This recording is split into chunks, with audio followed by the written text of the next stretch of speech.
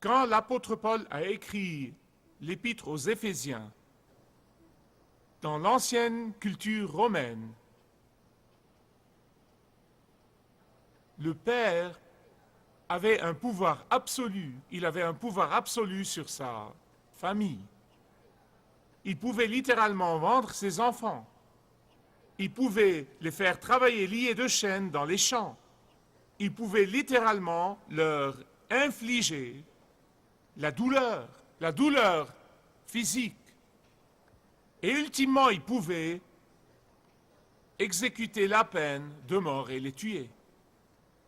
Un pouvoir absolu à la maison.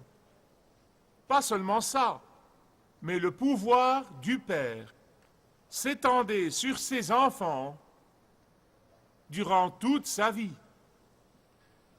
Même quand le Fils atteignait l'âge adulte, même quand le Fils devenait fonctionnaire à Rome, et même quand le Fils est couronné pour un succès à Rome, il restait toujours sous l'autorité de son Père, tant que son Père est en vie. En fait, tout comme notre culture, Rome a pratiqué l'avortement, mais elle l'a pratiqué en dehors de l'utérus et non pas à l'intérieur de l'utérus.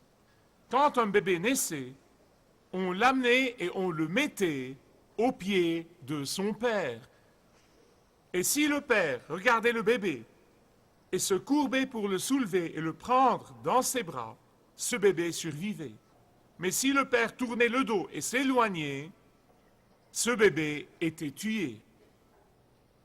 À l'époque où l'apôtre Paul a écrit ses épîtres, particulièrement l'épître qu'il a écrit aux Éphésiens, beaucoup de parents laissaient leurs enfants au forum romain. Et là, ils les laissaient se débrouiller tout seuls. Beaucoup de gens venaient la nuit et les prenaient pour les nourrir et même pour les élever, non pas parce qu'ils les aimaient, mais pour pouvoir les vendre quand ils seraient grands, soit comme esclaves, soit au bordel. Et donc, comme j'ai dit dans le dernier message, que seul Jésus-Christ et la foi chrétienne ont vraiment libéré la femme, je peux dire la même chose ici, que seul Jésus-Christ et la foi chrétienne, sans l'ombre d'un doute, ont donné la dignité et l'amour aux enfants. Même dans la culture juive, les enfants étaient rejetés et écartés. Et même les disciples allaient en faire de même quand on a apporté des enfants à Jésus, mais il a prononcé cette déclaration révolutionnaire, cette déclaration inouïe, même dans la culture juive qui avait plus de compassion pour les enfants que la culture romaine. Laissez les enfants venir à moi, et ne les empêchez pas, car à de tels est le royaume des cieux. C'était vraiment inouï, c'était une déclaration radicale à cette époque-là. Et c'est pourquoi l'apôtre Paul bâtit sur cet enseignement incroyable, révolutionnaire, radical du Seigneur Jésus-Christ au sujet d'aimer les enfants. En réalité, le fait que Paul ait consacré autant d'espace dans ses lettres aux Éphésiens et Colossiens et d'autres passages pour les enfants est une chose radicale en elle-même. Dans Éphésiens chapitre 6, versets 1 à 3, Paul dit aux enfants, ce n'est pas parce que Jésus vous a élevé et que Jésus vous a donné la dignité et que Jésus vous a béni et que Jésus vous a aimé que vous devez en profiter pour vous rebeller et désobéir à vos parents ou manquer de politesse à leur égard. Verset 1. Enfants, obéissez à vos parents dans le Seigneur, car cela est juste. Maintenant, remarquez qu'il n'a pas dit « Enfants, obéissez à vos parents quand vous en avez envie » ou « Enfants, obéissez à vos parents si vous êtes d'accord avec eux » ou « Enfants, obéissez à vos parents quand vous pensez qu'ils ont raison » car cela est juste. Il n'a pas dit « Enfants, obéissez à vos parents quand vous voulez quelque chose d'eux ». C'est évidemment un ordre aux enfants chrétiens qui grandissent dans un foyer chrétien, qui habitent sous le toit de leurs parents ou du moins dépendent financièrement de leurs parents et qui sont sous l'autorité de leurs parents. Mais quand les enfants atteignent l'âge adulte, ils quittent la maison paternelle. Ils ne sont plus sous l'autorité de leurs parents. Bien sûr, les adultes doivent honorer et respecter leurs parents, mais pas nécessairement leur obéir. Ils doivent en fait considérer leurs parents comme un cadre de référence ou un point de référence, mais sans nécessairement se soumettre à eux. Ils doivent s'occuper de leurs parents, mais pas par culpabilité. Écoutez-moi bien s'il vous plaît, j'ai assez vécu pour le voir. Tant de jeunes adultes ne coupent jamais le cordon ombilical. Et il y a tant de parents d'adultes qui ne les relâchent jamais et qui veulent que leurs enfants se plient toujours à leur volonté. Maman et papa, quand vos enfants grandissent, à eux de jouer. Amen et de rigueur ici. Pourquoi il est important pour ceux qui habitent sous le toit de maman et papa, ceux qui dépendent de maman et papa, ceux qui n'ont pas encore grandi, pourquoi doivent-ils obéir? Pourquoi doivent-ils vraiment obéir à leurs parents dans le Seigneur? Pour plusieurs raisons. Numéro 1, quand un enfant grandit en apprenant à obéir à sa maman et à son papa, quand il deviendra adulte, il obéira à son Père céleste. Quand on apprend à un enfant à se soumettre à l'autorité de maman et de papa et à les respecter, il deviendra en grandissant un adulte qui se soumet à l'autorité de son Père céleste. Quand on apprend à un enfant d'obéir positivement aux ordres et aux conseils de maman et papa, il deviendra en grandissant un adulte qui obéit positivement aux ordres de son Père céleste dans la parole de Dieu. Vous savez, je dis toujours avant le baptême aux jeunes parents qu'il faut comprendre que nos enfants ne sont pas les nôtres. Nos enfants ne sont pas nos enfants. Ce sont les enfants de Dieu. Et il nous les confie pour les élever pour lui. Ils ne sont pas à nous, ils appartiennent à Dieu. Et Dieu nous les donne et il se sert de nous comme administrateurs. Les chrétiens commettent l'erreur de penser que leurs possessions et leur argent et tout ce que Dieu leur donne sont les leurs. Ma fortune, mon argent, mes possessions, ils ne sont pas les nôtres. Vous voulez la preuve? Prenez-les avec vous à la tombe. Vous ne pouvez pas, ils ne sont pas les vôtres. Ils sont les siens et il vous confie ses richesses, il vous confie ses possessions, il vous confie l'argent, il vous confie les choses que vous avez. Et il dit, vous serez mes administrateurs sur terre pour gérer ce que je vous ai mis entre les mains. Et il en va de même avec nos enfants. Dieu dit, ce sont mes enfants et je vais vous confier mes enfants. Écoutez-moi avec soin s'il vous plaît. Tout ce que nous avons comme parents, et comme futurs parents, tout ce que nous avons, c'est une autorité par procuration. C'est ça, nous avons une autorité par procuration. C'est pourquoi nous devons élever nos enfants dans la parole de Dieu. Ce n'est pas parce que papa le dit, mais c'est plutôt parce que Dieu le dit.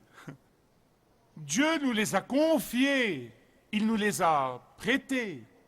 Et c'est pourquoi ils doivent obéir aux parents, et vous savez, s'il n'avait pas dit dans le Seigneur, ça aurait été une autre forme de dictature. Mais il a dit de leur obéir dans le Seigneur. En d'autres termes, les parents sont gouvernés par la parole de Dieu, et la parole de Dieu va profondément pénétrer dans le cœur de l'enfant, et il grandira pour connaître et aimer Jésus. Mais que veut dire honorer vos parents et leur obéir? Cela veut dire hautement apprécier vos parents, cela veut dire hautement estimer vos parents. Cela veut dire hautement respecter vos parents. Cela veut dire hautement évaluer vos parents. Et cette obéissance et cet honneur aux parents sont tellement importants pour Dieu qu'il les a mis dans l'un de ses 10 commandements. Mais ce n'est pas tout. C'est en fait le premier commandement avec promesse. Tous les autres commandements disent tu feras point, tu feras point. Ce commandement-là dit honore tes parents afin que, et voici la promesse associée à ce commandement, que vous soyez bénis. Cela veut dire que quand nous honorons, respectons, révérons et obéissons à nos parents, Dieu nous réserve une bénédiction spéciale. Dans l'Ancien Testament, bien sûr, cette bénédiction était associée à vivre longtemps dans la terre promise. Mais dans le Nouveau Testament, cette bénédiction est illimitée. Pourquoi? Parce que Dieu savait que l'enfant qui honorera, respectera, révérera et obéira à ses parents deviendra adulte pour honorer, révérer et respecter Dieu et sa parole, obéir à Dieu et à sa parole, et ceci amène de vraies bénédictions dans votre vie et la mienne. Vous, les adultes qui entendent ma voix, ceux qui nous regardent à la télé ou qui sont ici dans cette salle, et qui sont en conflit avec leurs parents, peut-être que certains ne parlent même pas à leurs parents. Peut-être que certains sont fâchés contre leurs parents. Quelle que soit la raison de la détérioration de votre relation, écoutez-moi attentivement, peu importe la raison, ce que vous devez faire, c'est soit d'appeler vos parents, soit d'aller voir vos parents, et vous devez dire à vos parents, Dieu m'ordonne de vous honorer, de vous respecter, de vous révérer, et bien que je ne puisse pas vous obéir parce que je suis maintenant adulte, néanmoins, je veux le faire parce que Dieu dit qu'il y a une bénédiction associée à cela. Quelle que soit la raison qui vous empêche d'honorer et de respecter et de révérer vos parents, je vous implore d'aller leur demander pardon. Faites ça et attendez pour voir arriver des bénédictions de Dieu dont vous n'avez même pas rêvé. Comme je vous l'ai déjà dit, le fait que les enfants soient mentionnés dans le Nouveau Testament, mentionnés dans les évangiles et mentionnés ici, le fait que Paul leur consacre un espace bien à eux est radical et révolutionnaire du point de vue de la culture de l'époque. Et ce que l'apôtre Paul dit aux parents de faire est aussi révolutionnaire et radical du point de vue de la culture de l'époque. Écoutez ce qu'il dit, verset 4. Parents, je sais que certaines traductions disent le mot père. Eh bien, ces synonymes du mot grec peuvent être utilisés de façon interchangeable. Parents, ne révoltez pas vos enfants. Dans certaines traductions, ne provoquez pas, mais élevez-les sous les avertissements du Seigneur. Les entraîneurs personnels sont maintenant en vogue et j'en suis content. Les entraîneurs personnels, que ce soit dans l'éducation physique ou dans le domaine de l'alimentation ou de la physiothérapie, non mais je pense qu'ils sont merveilleux, ils sont précieux. En fait, je pense que dans le domaine de l'entraînement olympique, l'entraîneur vaut son pesant d'or. Vous savez pourquoi? Parce qu'un entraîneur peut vraiment, il peut influencer l'athlète pour être soit gagnant, soit perdant. Et c'est le même mot que l'apôtre Paul utilise ici. Entraînez les enfants. Vous êtes des entraîneurs personnels, maman et papa. Grand-maman et grand-papa. Vous êtes des entraîneurs personnels. Vous devez les entraîner. Que font les entraîneurs? Les entraîneurs vous montrent la mauvaise façon de faire une chose et la bonne façon de la faire. Ils vous montrent comment la faire. Ils entraînent la personne à faire la bonne chose de la bonne façon. Et c'est très important, je suis convaincu que les parents peuvent changer quelque chose dans la vie de leurs enfants de la façon dont ils les entraînent. Et ceci fera d'eux des gagnants ou des perdants. Je ne parle pas ici d'argent, je ne parle pas de gravir les échelons de la société, je ne parle pas de réussite d'après les critères du monde. Je parle d'une bataille spirituelle, du fait qu'ils soient gagnants ou perdants dans la guerre spirituelle. Les parents jouent un rôle important. Il s'agit donc de savoir comment le faire en pratique. N'exaspérez pas vos enfants, ne les provoquez pas. Je vais vous indiquer plusieurs choses, plusieurs moyens, 7 moyens de mon échec personnel. Je vais vous parler des erreurs que j'ai commises. J'ai trébuché plus d'une fois sur la voie de l'éducation de mes enfants. Et je rends grâce à Dieu car nous pouvons maintenant en parler comme adultes. Parfois je pense que mes enfants exagèrent un peu, mais ça va. Ça va, je laisse faire, vous savez, pas de problème. Mais j'ai aussi appris comme enfant en grandissant. Je sais ce qui m'exaspérait. Que devons-nous faire pour ne pas provoquer ou exaspérer nos enfants? Numéro 1. Donner graduellement et par étapes des responsabilité à vos enfants, graduellement et par étapes. Si vous imposez à un enfant de 13 ans les mêmes restrictions que vous lui imposiez à 6 ans, vous allez l'exaspérer sûrement. Vous apprenez-lui à prendre des décisions tout seul, graduellement, jour après jour, mois après mois, d'année en année. En d'autres termes, lâchez-leur la bride petit à petit et donnez-leur la possibilité de rater. Parce que la protection excessive à n'importe quel âge est non seulement une cause de provocation, mais aussi les empêche de s'entraîner à être indépendants. Numéro 2, faites très attention au favoritisme.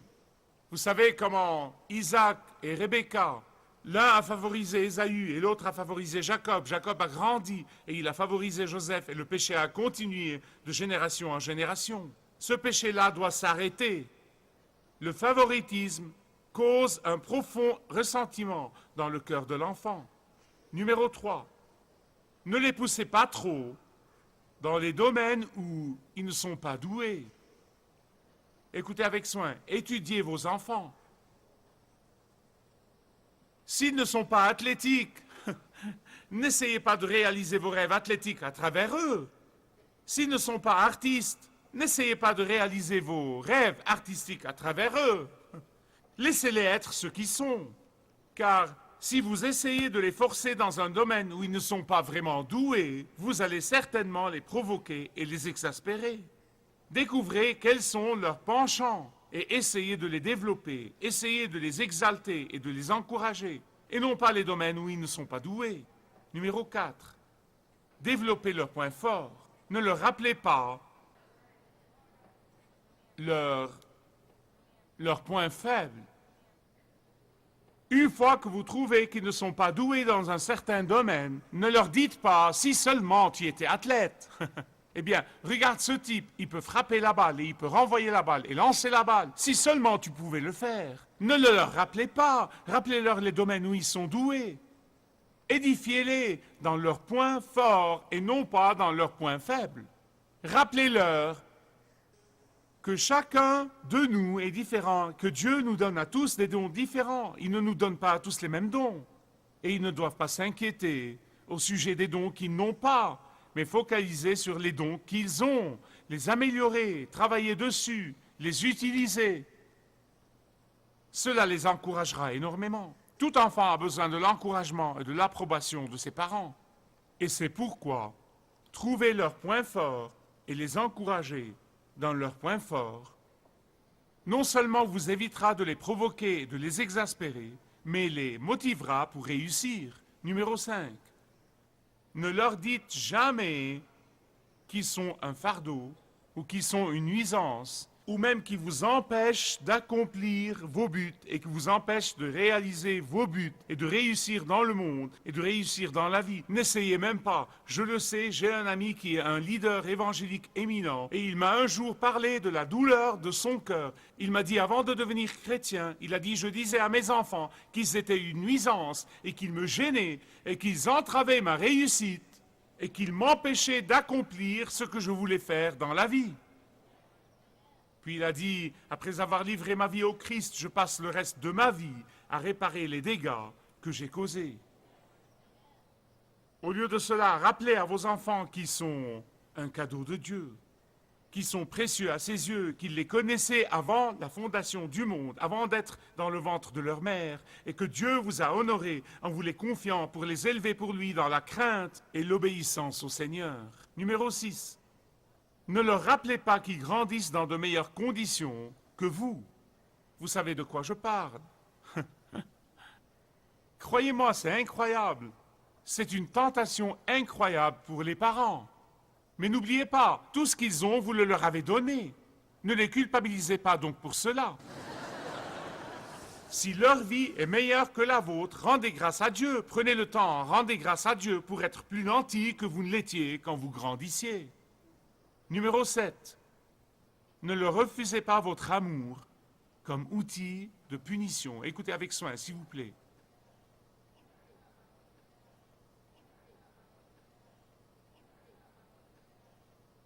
Ne leur refusez pas l'amour, votre amour, comme outil de punition. Les enfants ne comprennent pas le traitement silencieux. Ils ne le comprennent pas. Un pasteur a un jour dit, « Quand j'étais petit garçon, chaque fois que je faisais une erreur, chaque fois que je faisais ce qu'il ne fallait pas faire, il a dit, ma mère me tournait le dos et ne me laissait pas voir sa face. Puis il a dit, c'est comme ça que Dieu s'y prend avec nous. Quand nous péchons, il nous tourne le dos et ne nous laisse pas voir sa face. Eh bien, c'est une mauvaise théologie, ce n'est pas biblique. Et vous perdez ainsi une énorme occasion d'entraînement. Quelle énorme opportunité quand vous voyez un enfant faire ce qu'il ne fallait pas faire ou pécher, ou quelle que soit l'erreur qu'il commet, c'est une occasion dont vous profitez pour dire c'est la mauvaise façon de s'y prendre. Il y a une bonne façon, et cette façon est la façon de Dieu. Et c'est ce que dit la parole de Dieu. S'il y a une chose que j'ai apprise tout au long des années, elle peut probablement être résumée en un mot.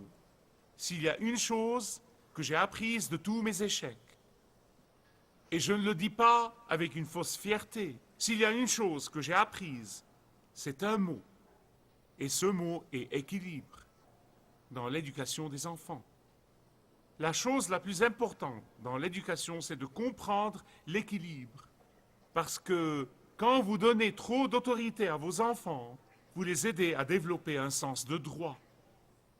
Quand vous donnez peu d'autorité à vos enfants, ils grandiront sans un sentiment de sécurité. Quelle est donc la solution? Quand vous faites trop d'éloges à vos enfants, ils auront une confiance superficielle. Mais quand vous ne les louez jamais, ils n'auront aucune confiance. La réponse est donc, il y a un vieux proverbe chinois qui dit « Une génération plante l'arbre et la génération d'après profite de son ombrage. » Comme parents et grands-parents, nous plantons des arbres. Vraiment, nous plantons des arbres. Vous, les futurs parents, vous plantez des arbres. Et vos enfants profitent de leur ombrage. Et si vous plantez un arbre luxuriant et riche de la parole de Dieu, et non pas luxuriant et riche de babioles et de cadeaux de culpabilité et toutes sortes de choses, non, luxuriant et riche de la parole de Dieu. Non seulement ils vivront sous son ombrage, mais ils survivront de ses fruits et ils grandiront pour devenir de puissants hommes et femmes de Dieu. Et à ce moment-là, ils se lèveront et vous béniront. Si vous désirez connaître Dieu d'une manière personnelle, demandez le livret « Retrouvez la joie que vous avez toujours désirée » et vous pourrez découvrir l'amour de Dieu pour vous et apprendre comment expérimenter son pardon.